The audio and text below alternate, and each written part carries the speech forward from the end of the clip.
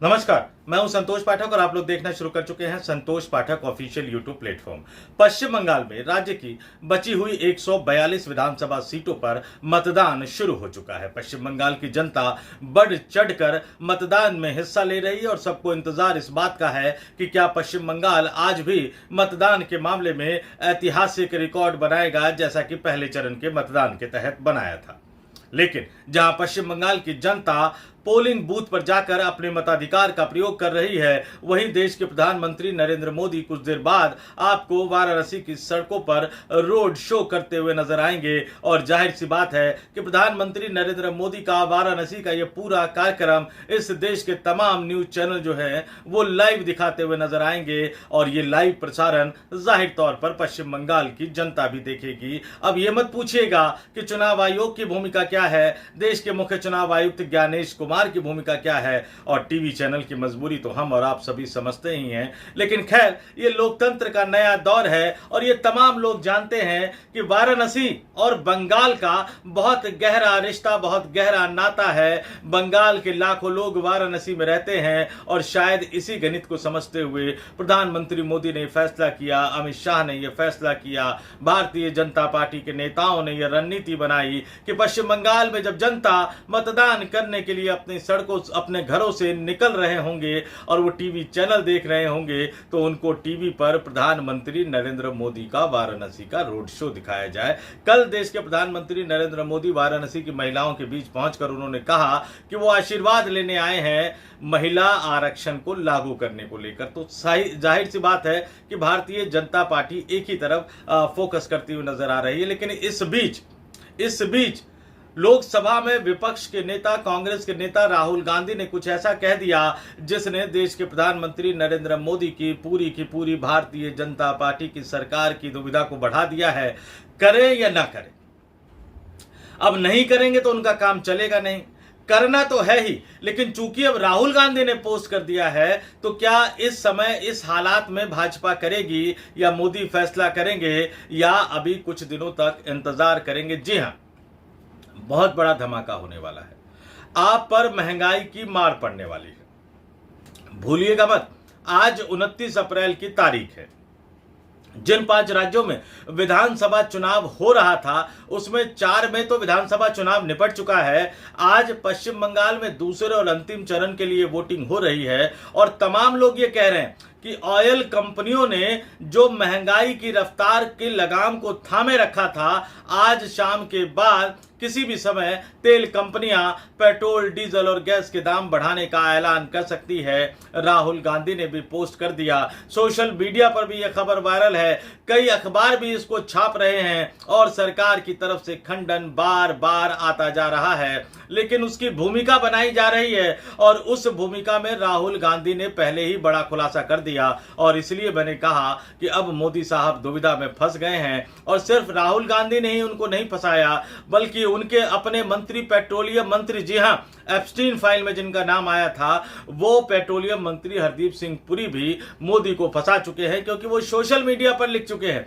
जब ये तेल के दाम बढ़ने वाली खबर आई कि पेट्रोल डीजल की कीमत इतनी बढ़ेगी, तो पेट्रोलियम मंत्रालय सोशल मीडिया पर लिख चुका है कि यह खबर फर्जी खबर है और तेल, पेट्रोल, डीजल के दाम नहीं बढ़ेंगे। और हरदीप सिंह पुरी ने उसको रिट्वीट भी कर दिया था। मैंने उस दिन भी सोशल मीडिया पर लिखा था, इस पोस्ट को संभाल कर रखिए, क्योंकि ये पोस्ट खुद अपने आप में मोदी सरकार की पोल खोलता हुआ नजर आएगा और ये पोल कितना खोलेगा, कैसे खोलेगा, ये बहुत जल्द आपके सामने आ जाएगा।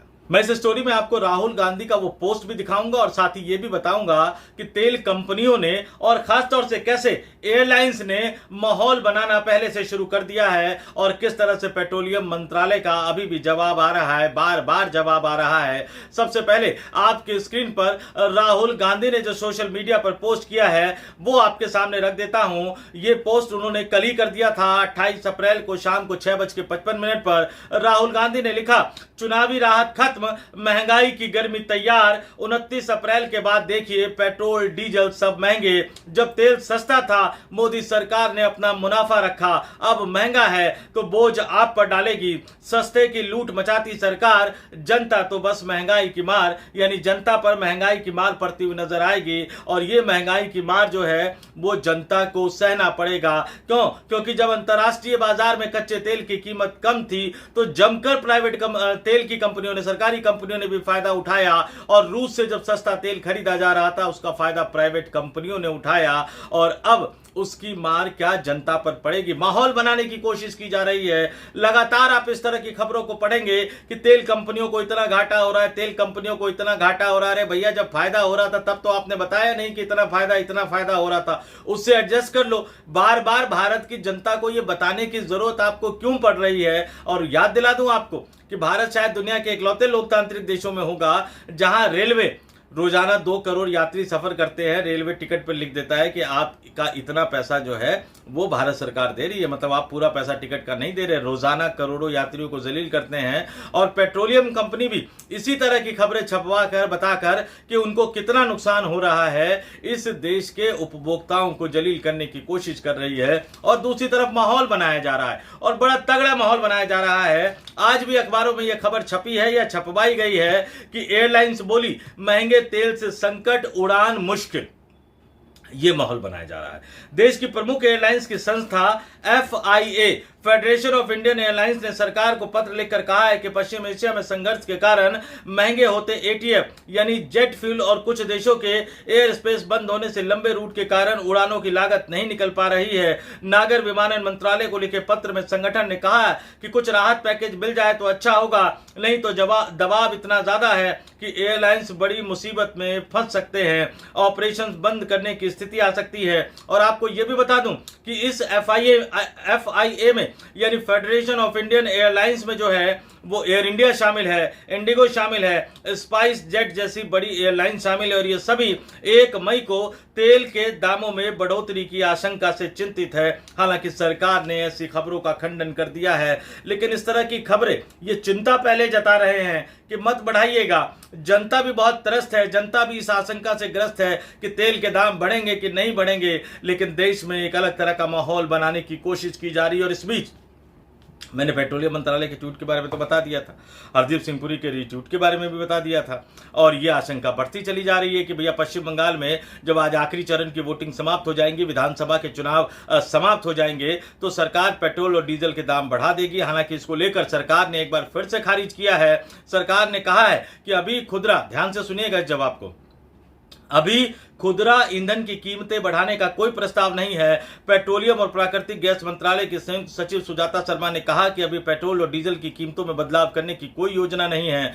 शर्मा ने कहा कि LPG, पेट्रोल और डीजल पर्याप्त मात्रा में उपलब्ध है और कीमतें बढ़ी नहीं है, इसलिए घबराए नहीं। यह पहली बार नहीं है, जैसा कि मैंने आपको बताया, कि सरकार ने ईंधन की कीमतों में बढ़ोतरी को लेकर स्पष्टीकरण दिया हो। इससे पहले कई मौकों पर सरकार की ओर से इस तरह की सफाई दी जा चुकी है। सुजाता शर्मा ने आगे कहा कि पश्चिम एशिया संकट के कारण कच्चे तेल, LPG और PNG के आयात पर असर पड़ा है, लेकिन सरकार ने घरेलू उपभोक्ताओं के लिए रुकावट को कम करने के कदम उठाए हैं। इसी के तहत घरेलू LPG और PNG उपभोक्ताओं के अलावा CNG परिवहन के लिए 100% आपूर्ति सुनिश्चित की गई है। इसके साथ ही उन्होंने यह भी जोड़ा कि कमर्शियल LPG की आपूर्ति लगभग 70% तक बहाल कर दी गई है, जिसमें अस्पतालों और शिक्षण संस्थानों को प्राथमिकता दी जा रही है। फार्मास्यूटिकल्स, स्टील, बीज और कृषि जैसे प्रमुख क्षेत्रों को भी प्राथमिकता दी जा रही है। सुजाता शर्मा ने यह भी बताया कि प्रवासी मजदूरों के लिए 5 किलोग्राम वाले FTL सिलेंडरों की आपूर्ति लगभग दुगनी हो गई है। लेकिन क्या किया जाए, सरकार की विश्वसनीयता ऐसे संकट के दौर में पहुंच गई है जहां सरकार के वादों पर कोई भरोसा नहीं कर रहा। 5 किलो वाला सिलेंडर, आप इस देश के किसी भी शहर में निकल जाइए, आपको उसकी सच्चाई पता लग जाएगी, आपको उसकी सच्चाई निकलकर सामने आ जाएगी। तो अब देखते हैं कि पुरी ने जो पोस्ट किया था, पेट्रोलियम मंत्रालय ने जो पोस्ट किया था और पेट्रोलियम मंत्रालय की अधिकारी जो बता रही है, क्या वो सच होगा या फिर राहुल गांधी और इस देश के कई बड़े बड़े लोग आशंका जता रहे हैं, जिस आशंका से इस देश की एयरलाइंस भी डरी हुई है, सहमी हुई है, वो सच होगा? सरकार अपने वादे पर खरी उतरेगी या सरकार वादा खिलाफी करके इस देश को भयानक महंगाई के आग में झोंकती हुई नजर आएगी? आपका क्या मानना है? आप सरकार के वादों पर, आप सरकार के दावों पर कितना भरोसा कर पा रहे हैं, ये हमें कमेंट करके जरूर बताइएगा। लेकिन चलते चलते जरा पश्चिम बंगाल विधानसभा चुनाव के बारे में भी बता दूं। एक आईपीएस अधिकारी उत्तर प्रदेश से जाके किस तरह से मशहूर हो गए हैं वहां, और किस तरह से तृणमूल कांग्रेस और उन आईपीएस अधिकारी के खिलाफ जो है वो शिकायतें, मुकदमों का एक अलग तरह का दौर शुरू हो गया है। लेकिन कुछ चीजें इतिहास में एक क्या बोलते हैं उसको, कीर्तिमान बन जाता है, उदाहरण बन जाता है। इसलिए कुछ तथ्यों को आपके सामने रखना बहुत जरूरी है। पश्चिम बंगाल के दूसरे और अंतिम चरण की 142 विधानसभा सीटों के लिए वोट डाले जा रहे हैं। इस चरण को पहले के मुकाबले ज्यादा संवेदनशील माना जा रहा है। माहौल खराब होने की किसी भी कोशिश को रोकने के लिए पैरा मिलिट्री फोर्सेस के साथ साथ एनआईए, ध्यान दीजिएगा, एनआईए राष्ट्रीय जांच एजेंसी की टीमों को भी तैनात किया गया है। यह हालत है पश्चिम बंगाल में। और ट्रिब्यूनल के आदेशों पर चुनाव आयोग ने, इस आंकड़े को ध्यान से सुनिएगा, यह नवभारत टाइम्स की खबर बता रही है, ट्रिब्यूनल के आदेश पर चुनाव आयोग ने दूसरे चरण के वोट से पहले 1468 नाम वोटर लिस्ट में जोड़े हैं और 6 नाम काटे हैं। हालांकि वोटर लिस्ट की, ध्यान दीजिए, सिर्फ 1468 नाम जोड़े हैं, 6 नाम काटे हैं। हालांकि वोटर लिस्ट की समीक्षा के बाद 34 लाख मतदाताओं के नाम जोड़ने की अपील पर अब भी कोई फैसला नहीं हो सका है। पहले चरण के वोट से पहले 139 नाम जोड़े गए थे, यानी 34 लाख मतदाताओं के नाम जोड़ने को लेकर कोई फैसला नहीं हुआ। इन लाखों को तो छोड़ दीजिए, अगर इनमें से एक भी जेन्युइन मतदाता है और चुनाव आयोग की वजह से अगर वो वोट नहीं डाल पाया इस चुनाव में, तो इस लोकतंत्र के लिए काला अध्याय होगा, जिसको हमेशा याद रखा जाएगा।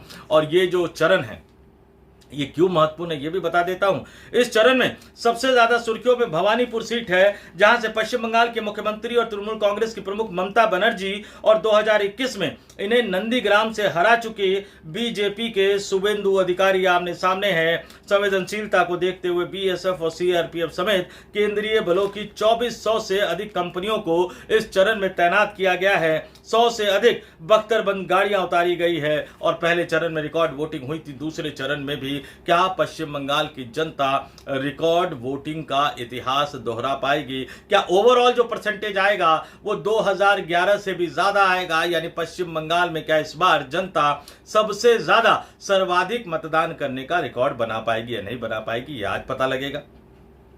मोदी सरकार पेट्रोल, डीजल और गैस की कीमतें नहीं बढ़ा पाने के अपने वायदे को पूरा कर पाएगी, नहीं कर पाएगी, ये भी आज शाम को थोड़ा बहुत एहसास हो जाएगा। उसके बाद हमें कुछ दिनों तक पता रखना पड़ेगा। राहुल गांधी जिस तरह का आरोप लगा रहे हैं, राहुल गांधी पिछले कई वर्षों में बहुत सारी चीजें वो कह रहे हैं। समय ने ये बताया है कि राहुल गांधी की कई सारी बातें सही साबित हुई है। तो क्या इस बार भी राहुल गांधी ने समय से पहले मोदी सरकार की पोल खोल दी है? पश्चिम बंगाल की जनता क्या करेगी? इससे पहले 4 राज्यों की जनता ने क्या किया है? पश्चिम बंगाल की जनता ने पहले चरण के विधानसभा चुनाव में क्या किया है? ये तो तमाम चीजें 4 मई को पता लगेगी जब काउंटिंग होगी। लेकिन आपसे एक सवाल जरूर बनता है, सवाल पेट्रोल डीजल नहीं, सवाल भारत के लोकतंत्र का भी है। क्या एक जगह चुनाव हो रहे हो, दूसरी जगह प्रधानमंत्री को इस तरह का कार्यक्रम करना चाहिए और तमाम टीवी चैनल्स को क्या उनके कार्यक्रमों को दिखाना चाहिए? ये सवाल बहुत गहरा है। इसका जवाब कायदे से चुनाव आयोग से आना चाहिए। आएगा नहीं, पूछेगा कौन? इसलिए आपसे कहूंगा, कमेंट करके जरूर बताइएगा कि देश के प्रधानमंत्री नरेंद्र मोदी के इस रवैये को लेकर आपका क्या मानना है। और यह भी जरूर बता दीजिएगा क्या लगता है आपको आने वाले दिनों में क्या होने जा रहा है। जाते जाते फिर आपसे अपील करूंगा, वीडियो पसंद आया हो तो लाइक कर दीजिएगा, 2-4 लोगों तक फॉरवर्ड कर दीजिएगा, कमेंट करके हम तक अपने विचारों को जरूर पहुंचाइएगा जैसा कि मैंने आपसे अपील की। और अगर आपने अभी तक हमारे इस YouTube मंच को सब्सक्राइब नहीं किया है तो मैं आपसे पुरजोर अपील करूंगा, आगे बढ़िए, संतोष पाठक ऑफिशियल YouTube प्लेटफॉर्म को सब्सक्राइब कीजिए। और अगर आप 89 रुपये महीने खर्च करने को तैयार हों तो आगे बढ़कर संतोष पाठक ऑफिशियल यूट्यूब प्लेटफॉर्म को मेंबर के तौर पर, स्पेशल व्यूअर के तौर पर भी ज्वाइन कर लीजिए। इस वीडियो में इतना ही। मुझे यानी संतोष पाठक को दीजिए इजाजत। आप तमाम लोगों से अपील, आग्रह, देखते रहिए संतोष पाठक ऑफिशियल यूट्यूब प्लेटफॉर्म। बहुत बहुत धन्यवाद, आभार, नमस्कार।